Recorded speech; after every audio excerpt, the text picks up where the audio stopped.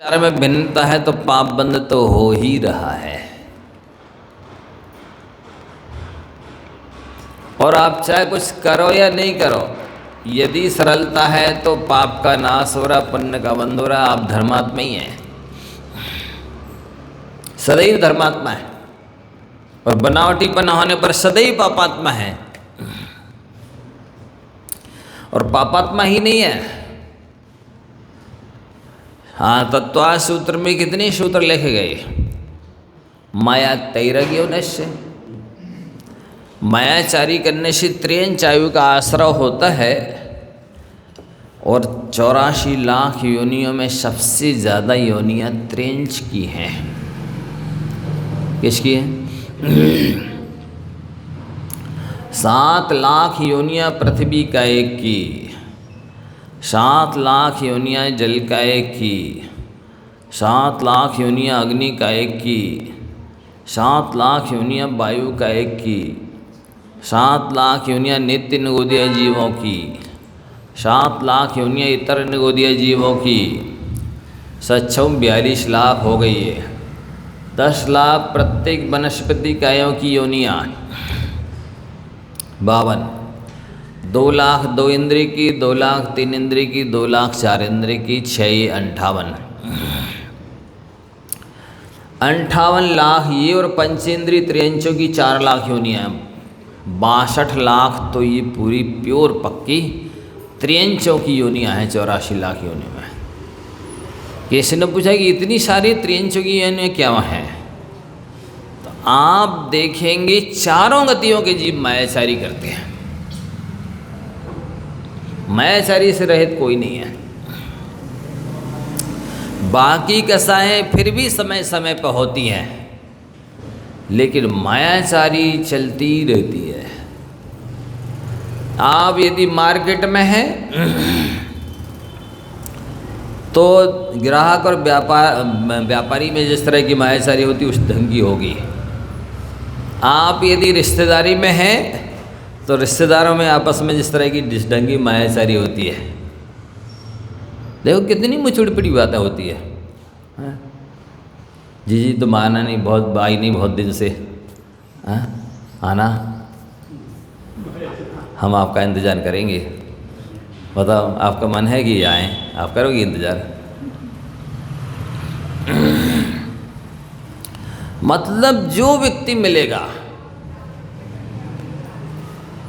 चाहे जीजा हो या साला, मामा हो या भनेज, चाचा हो या भतीजा, सब में कृत्रिमता। सच्चे मन से व्यवहार कौन करता बता दो हमें। कास्ता क्रिया या सुना नाम माया, ऐसी कौन सी क्रिया है जिसमें मायाचारी नहीं है? तो मनुष्य ही, मतलब व्यापार में अलग ढंग की, रिश्तेदारियों और में अलग ढंग की, पड़ोसियों के व्यवहार में अलग ढंग की, परिवार के व्यवहार में अलग ढंग की। नहीं शगीद माने भाई भाई होवे तो भी देवरानी जेठानियों में, सास बहू में, इनमें अलग ढंग की मायाचारी चलती है। देवरानी का बेटा और जेठानी का बेटा और अपना बेटा, देख लो कैसा व्यवहार होता है। हाँ, अपने बेटे जैसा होता है देवरानी जेठानी के बेटे से, पर कर तो ऊपर से तो वैसे ही दिखाते, नहीं दिखाएं तो गड़बड़ हो जाए अभी। तो पति पत्नी में भी, पिता पुत्र में भी, भाई भाई में, भाई बहन में भी,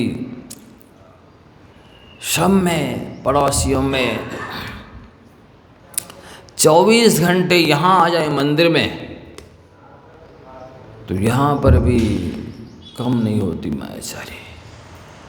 आप जो स्थान बता रहे हैं हम, उनमें अब महसूस करना, फीलिंग करना, गौर करना कि हम किस ढंग का व्यवहार कर रहे हैं। बाप जो है सगे, वे भी अपने बेटा बहू से जितना ऊपर से मुँह चुपड़ी करते हैं। बताइए क्या वाकई में इतनी आत्मीयता है? वो तो वृद्धावस्था में यही तो पानी देने वाले हैं, यही तो सेवा करने वाले हैं। जाएंगे कहाँ, रहेंगे काम। वास्तविकता नहीं है, लेकिन बहुत दिखाते दिन भर आत्मीयता, नाती पोतों को, बेटा बहू को और किस किस को दिखाते हैं, वैसा अंदर में भाव नहीं होता है। ये आप लोग की बात नहीं कर रहे, अन्यत्र की बात कर रहे हैं। नहीं, आपका हो तो आप जाने, मतलब आपकी तो हम नहीं कर रहे बात। आप लोगों से ज़्यादा परिचित भी नहीं है, अभी कितने दिन हुए आए।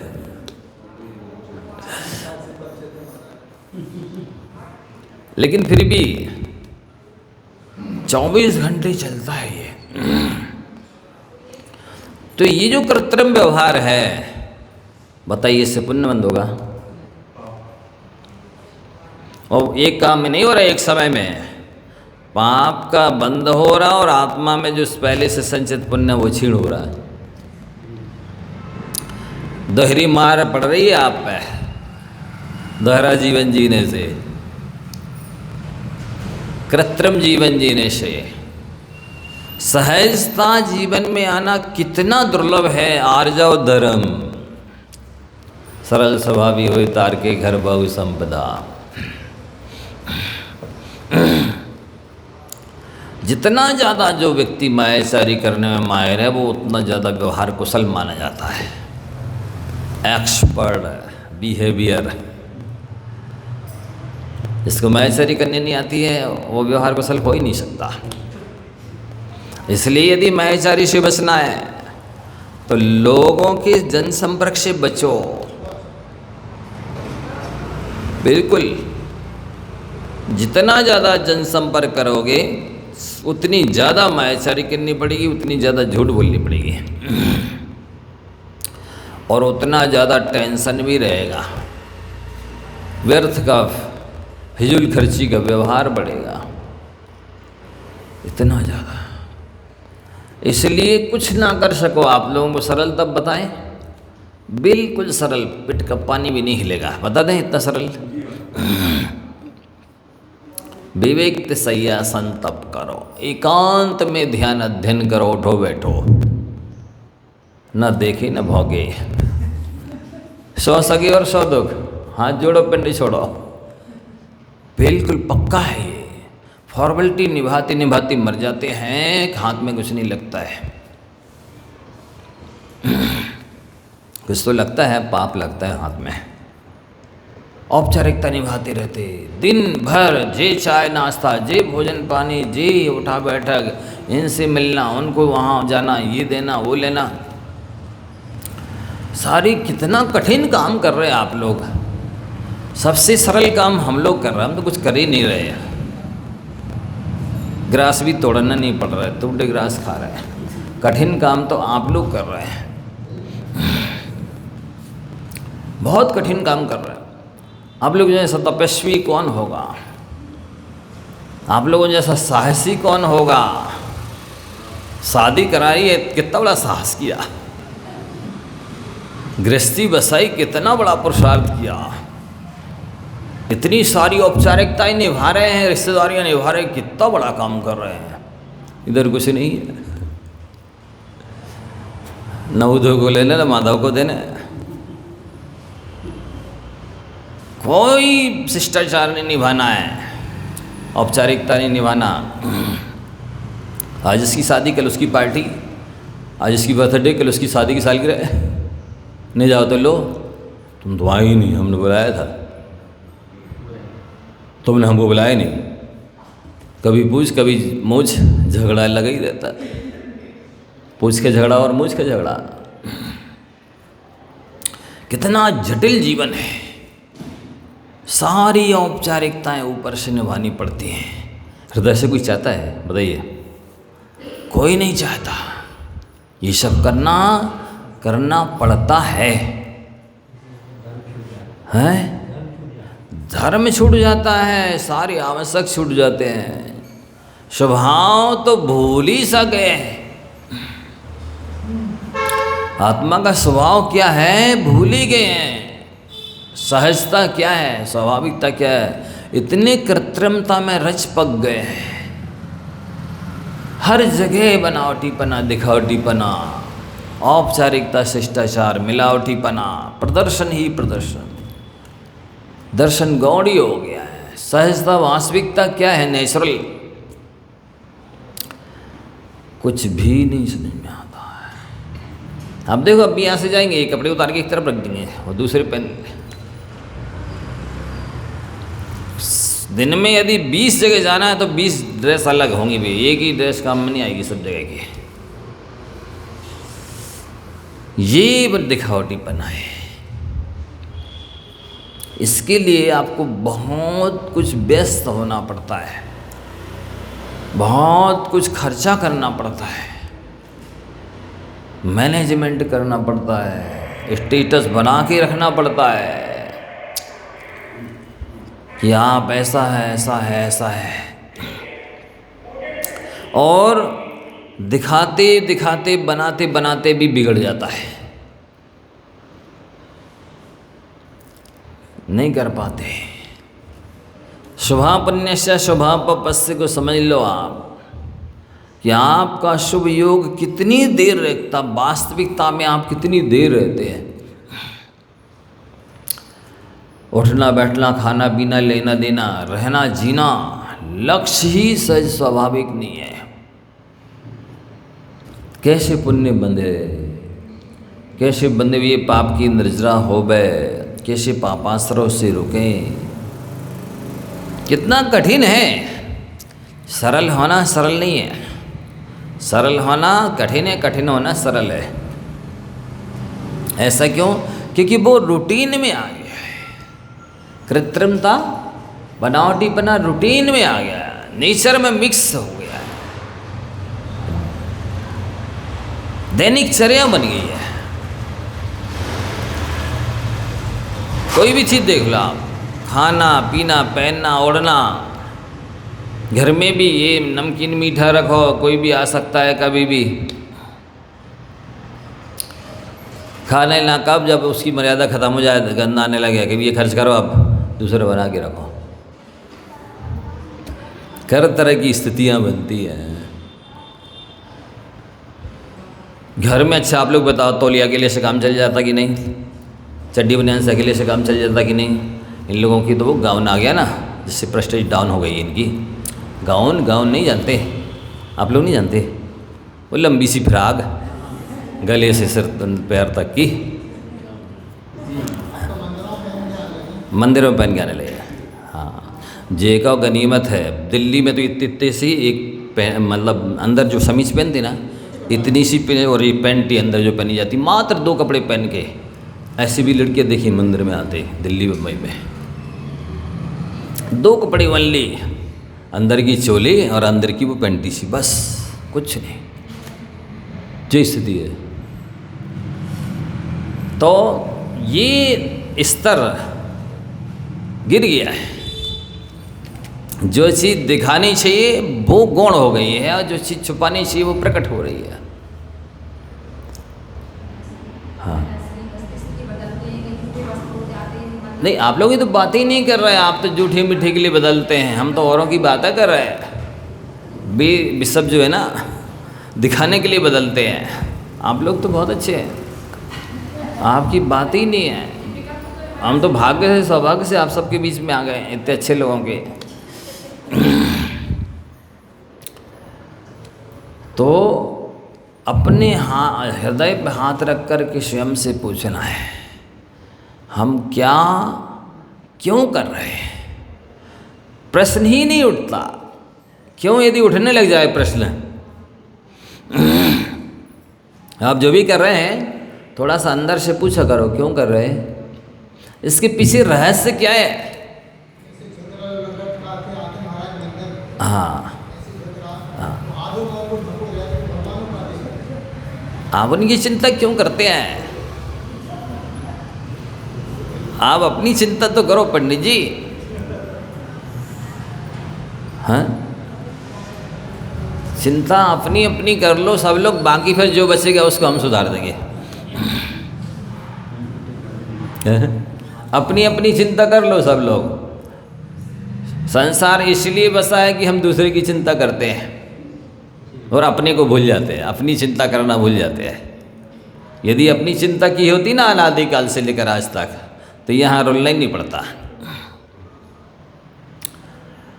चिंता है तो अपनी नहीं है। दिन भर चिंतित रहते और दिन भर चिंतन करते, चिंता करते, लेकिन दूसरों की। हाँ? किसकी चिंता करते हैं? दूसरों की चिंता करते हैं। वो एक दिन 3 सूत्र नहीं दिए थे मैंने कि नो ऑब्जेक्शन। ऑब्जेक्शन होता है इसलिए दुखी हैं आप, आपत्ति उठाते हैं आप। आपको ऐसे नहीं बैठना चाहिए, आपको ये कपड़े नहीं पहनने चाहिए, आपको ऐसे नहीं खाना चाहिए, आपको इतने बजे नहीं सोना चाहिए, आपको इतने बजे नहीं उठना चाहिए, आपको ऐसा नहीं बोलना चाहिए। हर बात में आपत्ति है, इसलिए आप दुखी है। सो ये सूत्र उतार लो, नो ऑब्जेक्शन। हमें किसी की गतिविधि से कोई आपत्ति नहीं, और नो प्रॉब्लम दूसरा सूत्र, हमें किसी से कोई समस्या नहीं है, किसी से कोई परेशानी नहीं है। वस्तुतः देखा जाए आप अपने आप से परेशान नहीं है, परेशान है तो दूसरे की वजह से। आपको अपनी चर्या चेष्टा से आपत्ति नहीं है, आप क्या कर रहे हैं इसके बारे में सोचते नहीं कि हम क्या कर रहे हैं, इसका क्या परिणाम निकलेगा। आपत्ति उठाते हैं दूसरे की चर्या चेष्टा से। अपने को सुधार लो, कितना सरल काम है। नहीं, ये सब सुधर जाए तो हमें शांति हो जाए। बताइए, इतने सारे लोगों को सुधारना सरल है कि अपने को सुधारना सरल है? तो सरल काम करते नहीं है। पहले ही तो समझदार बच्चा वो माना जाता है विद्यार्थी जो सरल क्वेश्चन पहले कर ले, फिर समय बचे तब कठिन देख ले। नहीं, पहले समय है, इनको कठिन कठिन कर लें, उसी में समय लग गया। सरल थे वो लिख ही नहीं पाए और कठिन को गलत लिख के आ गए, फेल क्यों हो गए? कठिन करते रहे सो उल्टे सीधे लिखते रहे, और जो सरल थे वो बाद में लिख लेंगे, सो उसके लिए टाइम ही नहीं मिला। सो जो सही थे वे लिखे नहीं, और जो कठिन थे वो गलत लिख के आ गए, फेल हो गए। अच्छा, परिवार वालों को सुधारने के लिए जन्म लिया है। अपने बच्चे हैं वो कैसे आगे बढ़े हैं?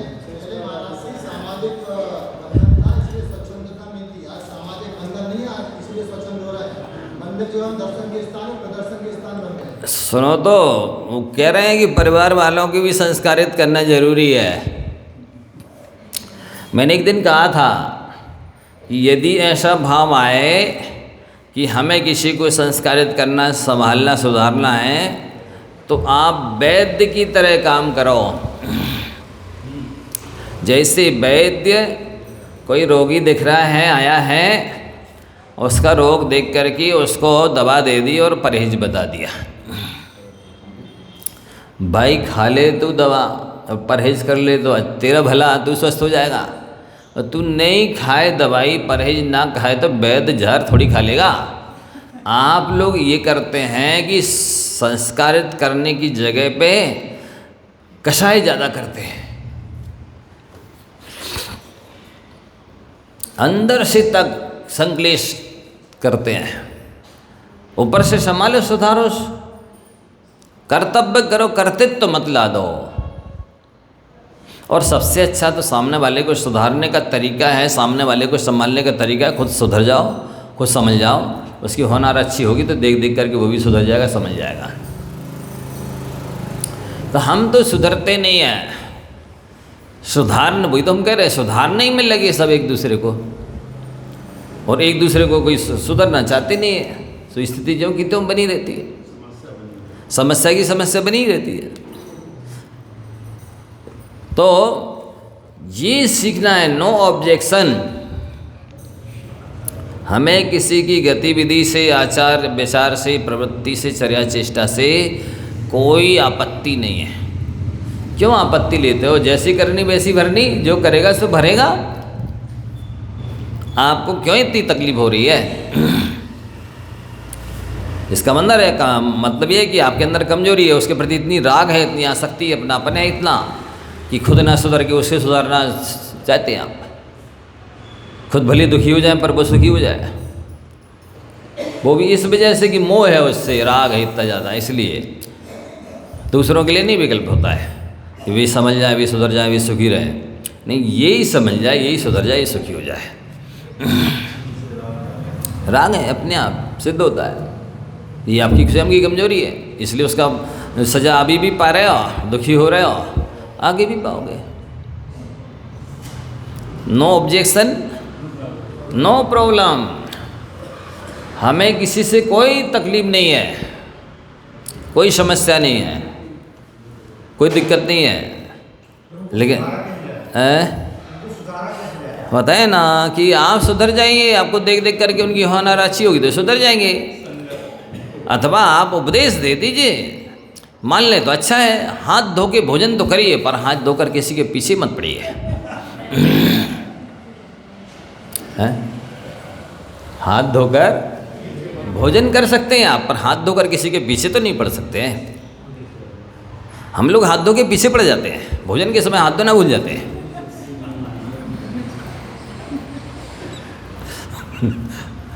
नहीं, आप लोग की बात नहीं कर रहे हैं, आप आज क्यों रहे? हाँ,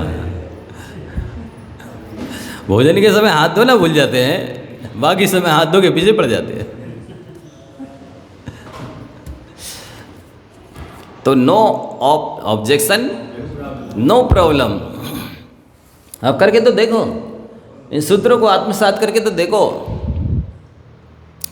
और तीसरी बात, नो डिमांड, 24 घंटा लाओ लाओ लाओ लाओ, ये ले आओ, ये ले आओ, ये ले आओ, ये ले आओ।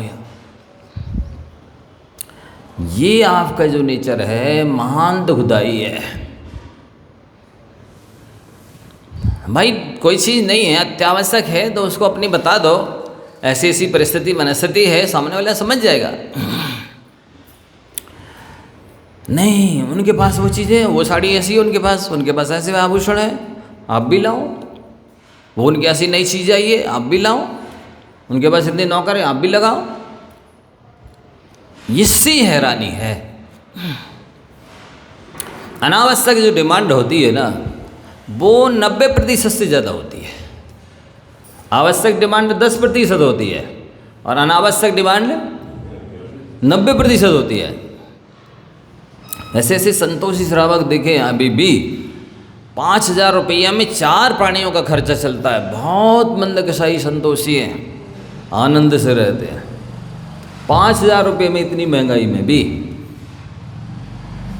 देखो कितने संयमित अपने आप को करके रखते हैं, कितनी अपनी इच्छाओं का निरोध करके रखते हैं। कहीं अगल बगल में नहीं झाँकते, कौन क्या खा रहा है, कौन क्या पी रहा है, कौन क्या पहन रहा है, कौन क्या उड़ रहा है, कौन क्या कर रहा है, हमको इससे मतलब नहीं। कोई 4 व्हीलर से चल रहा है, हमको मतलब नहीं, हम तो अपने साइकिल से चलते हैं। ऐसे जीव हैं, बहुत संतोषी से रहते हैं, आराम से। महंगाई उनके लिए जिनके खर्चे हैं, जैसे खर्ची नहीं उसके लिए काहे की महंगाई है। अपने सारी खर्च कर मतलब बड़ा रखे हैं। नहीं, वो तो आवश्यक ही है, चाहे कुछ भी हो, इसके बिना तो चलेगा ही नहीं। इतने खर्चे हैं अनलिमिटेड। तो इसकी वजह से शुभा पुण्यश शुभा पापस से ये सूत्र आत्मसात नहीं हो पा रहा, शुभ योग नहीं बन पा रहा है आपका। शुभ उपयोग तो बहुत दूर की बात है। और जब शुभ योग ही नहीं है तो पुण्याश्रय होवे तो होवे कैसे? कृत्रिमता है, जीवन में दंभ है, छल है, बनावटीपना है, दिखावटीपना है, प्रदर्शन है, प्रतिस्पर्धा है।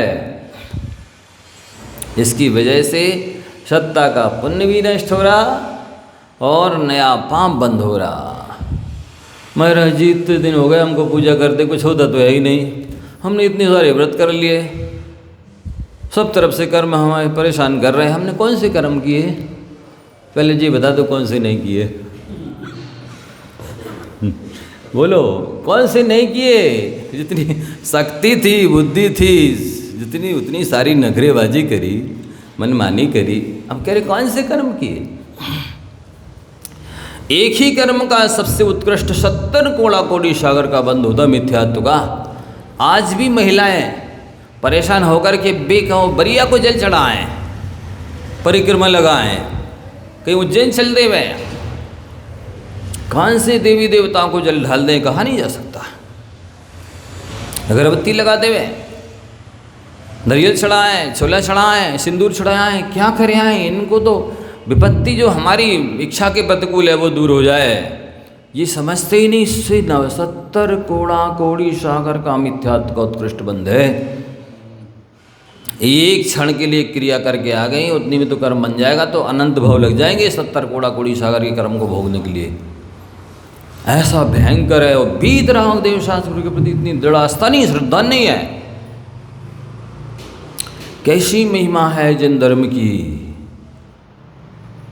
सुलझे पशुपदेश सुन, क्यों ना सुलझे पुमान, नाहर से भय वीर जिन गज पारस भगवान। जिस धर्म को सुन करके पशु भी सुलझ गए, गज हाथी चल के पारसनाथ बन गया, शेर बन के चल के महावीर बन गया। ऐसे जिन धर्म, पवित्र धर्म भारी पुण्य से मिला है। जैन धर्म सामान्य पुण्य आत्माओं को नहीं मिलता है। वीतराग देव शास्त्र की शरण सामान्य पुण्य वालों को नहीं मिलती है। ऐसा पवित्र धर्म जो पापियों को पावन बना देता है,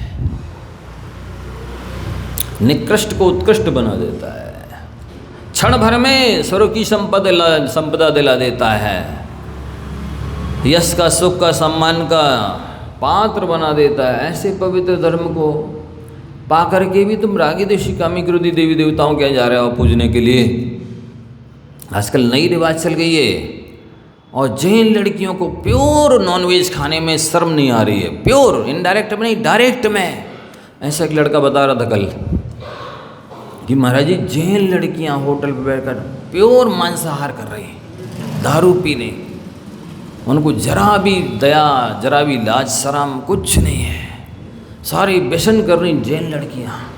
और शूद्रों, अस्पृश्य शूद्रों के साथ भाग रही हैं, जिनको छूने के बाद नहाते थे उनके साथ भाग रही हैं। जी संतानों की दशा है। क्या आपने समझाया जैन धर्म की महिमा?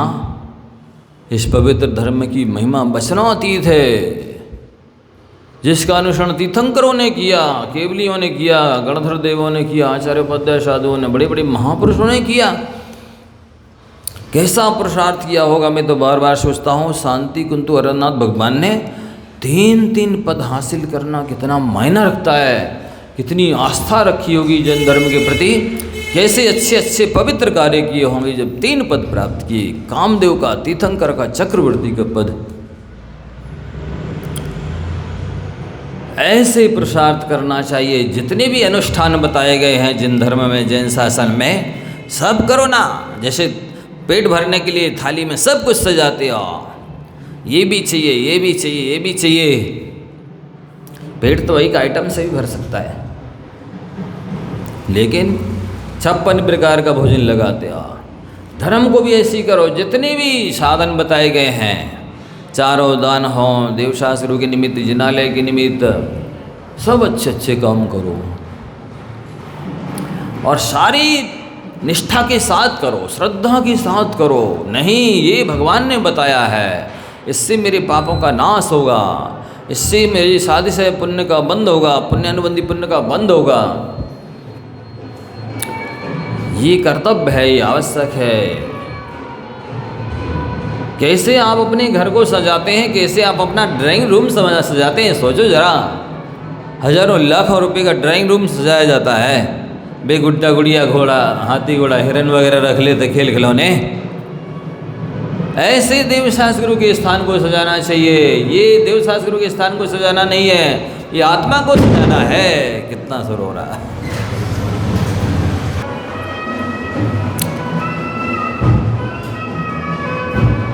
आपका बंद कैसे होता है यही नहीं पता। जब यहाँ नहीं पता तो वहाँ तो छोड़ो ही। शुभ योग होना अपने आप में बहुत मायना रखता है।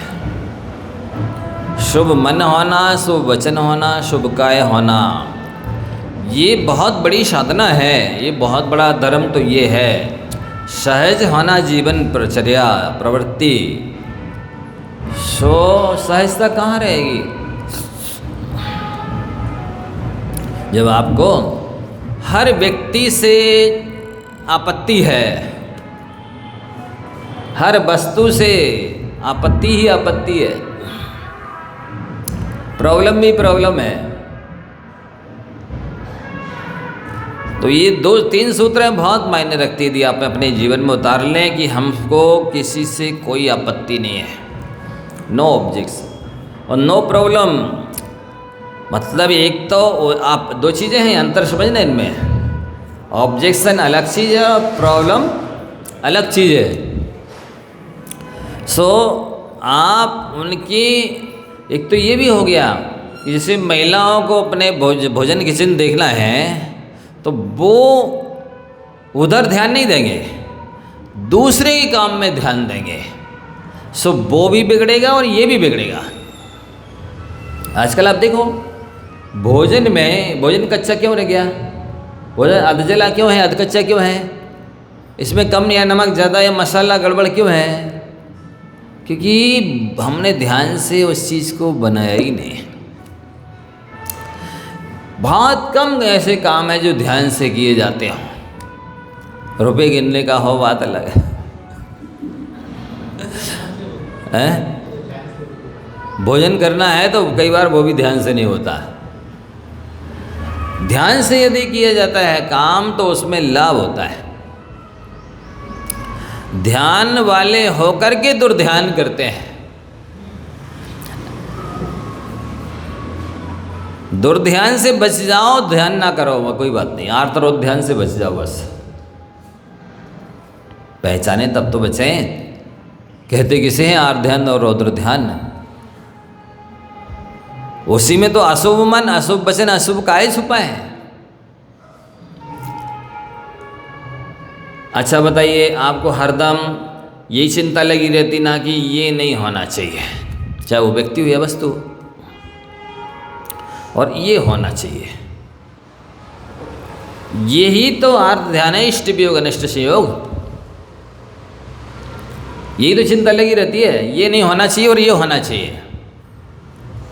अथवा ध्यान तो खाने पीने में रखते ही नहीं, चर्या चेष्टा का, और बीमारी हो जाती सो चिंतित हो जाते। सो तीसरा ये आर्त ध्यान हो गया, वेदनाजन्य। और चौथा, इच्छाएं कब खत्म होती बताओ, कितनी देर के लिए? होती ही नहीं इच्छाएं। और अपने अंदर की इच्छाएं तो खत्म होती ही नहीं, दूसरे से भी डिमांड करते रहते हैं। और जहां अपेक्षा होती है, सुन लो ध्यान से, वहां पर नियम से उपेक्षा होती है। चाहे पत्नी को पति से अपेक्षा हो, चाहे पति को पत्नी से हो, माता पिता को अपेक्षा हो, पुत्र से पुत्र को माता पिता से हो, पड़ोसी से पड़ोसी को अपेक्षा हो, किसी से भी किसी को अपेक्षा हो, नियम से उसकी उपेक्षा होती ही है। और ये भी नियम है कि जब उपेक्षा होती है तो बहुत पीड़ा होती है। हमें इनसे अपेक्षा थी, इनने धोखा दे दिया, इनने साथ नहीं दिया, ये हमारे काम नहीं आए। और ऐसी स्थिति में नए नए शत्रु बनते हैं। आप देखो, जिससे भी कोई काम की बोलो या जिससे भी कोई का अपेक्षा रखो और वो काम ना करे या वो आपके माफिक काम में ना आए, नियम से द्वेष होता है। जो व्यक्ति अपने अनुकूल ना चले, अपने काम में ना आए, उससे राग होगा। बताइए अभी, बात ना माने वो, तो बेटा हो चाहे पिता हो चाहे पति हो चाहे कोई भी हो, द्वेष हुए बिना रहता नहीं है। इसलिए आपको 3 चीज़ें छोड़ दोगे तो ये राग द्वेष कम अपने आप होंगे। राग द्वेष मोह तीनों कम होंगे। No objection, no problem, no demand. यदि राग द्वेष मोह कम करना चाहते हो, वस्तुतः समाधि करने की इच्छा है, तो मोह को क्रश करना शुरू करो। ये मोह को क्रश करना ही सच्चे मायने में समाधि है। आज ही से चालू है। व्रती जब से व्रत लेता है, दीक्षा लेता है, तभी से उसकी संलेखना चालू हो जाती है। कसाय का क्रश करना आंतरिक संलेखना है, और काय का क्रश करना बाह्य संलेखना है।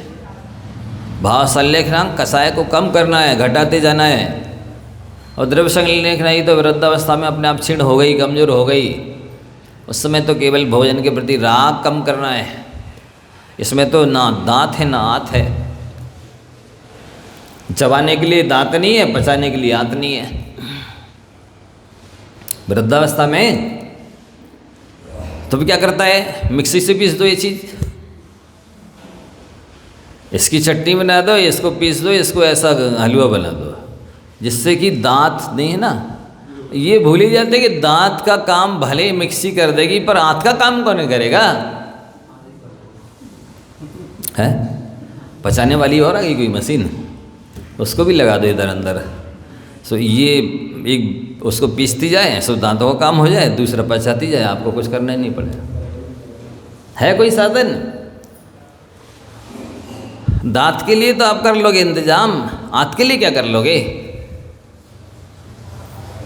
तो आपको सबसे अच्छा है, देखो अंत समय में आप सब सुन लो, अंत समय में वासना और कामना भले घट जाए, पर रसना अपना विषय मांगती रहती है।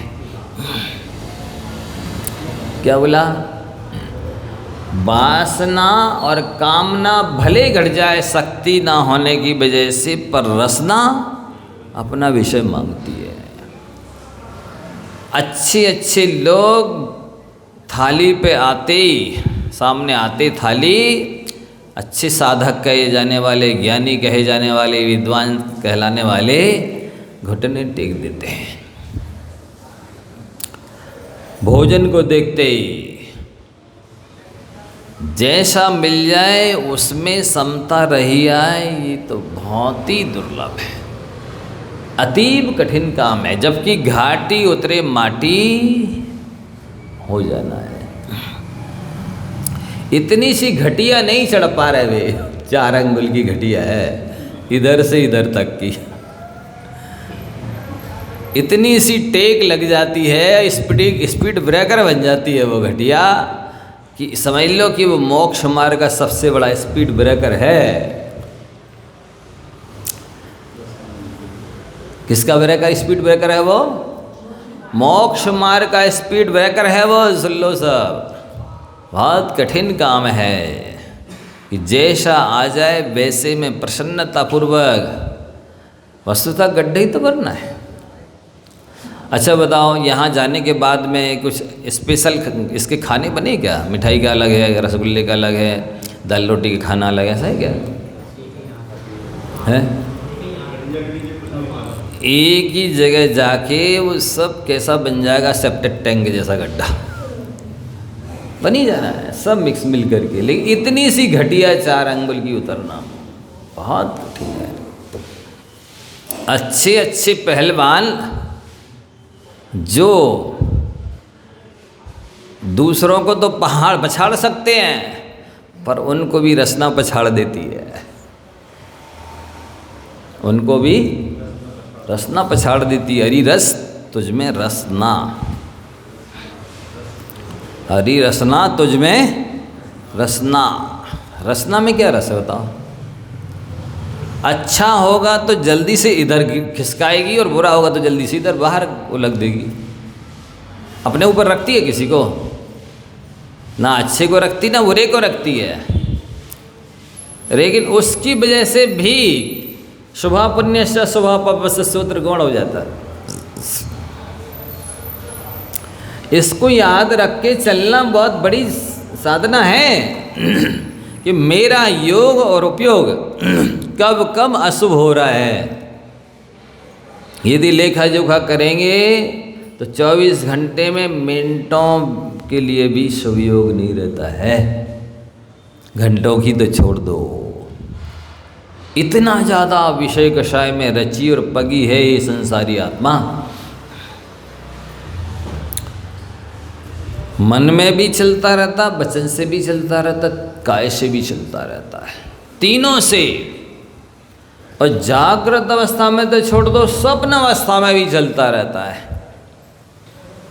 क्यों? क्योंकि जैसे जागृत अवस्था में भाव करते हैं वैसे ही स्वप्न अवस्था में रिपीट होते हैं। रिवीजन होता पूरा। जैसे गाय खाती ना दिन भर, रात भर उसी को रिवीजन करती है, रौथाती है, चरवण करती है, जुगाली करती है। ऐसी स्थिति अपन सबकी है। मतलब सोते समय व्यक्ति इतना चिंतन कर लेता है कि यदि उसको कोई प्रत्यक्ष ज्ञानी लिखेंगे ना तो 1000 पेज की डायरी भर जाएगी। अब आप सोचो, आपने जागृत अवस्था में तो पाप किए ही, स्वप्न अवस्था में भी पाप किया। यदि दिन भर शुभ अच्छे विचार चलते होते ना तो वो ही रात भर भी चलता। फिर मूलाचार में लिखा है कि साधु यदि 5-5 व्रतों की 5-5 भावनाएं भावे तो ऐसे संस्कार बन जाते हैं कि फिर वो कोमा में भी चला जाए तो भी वे भावनाएं चलती रहती,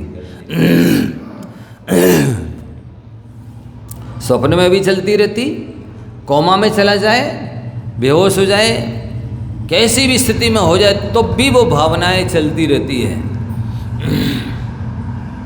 इतना संस्कारों का प्रभाव पड़ता है।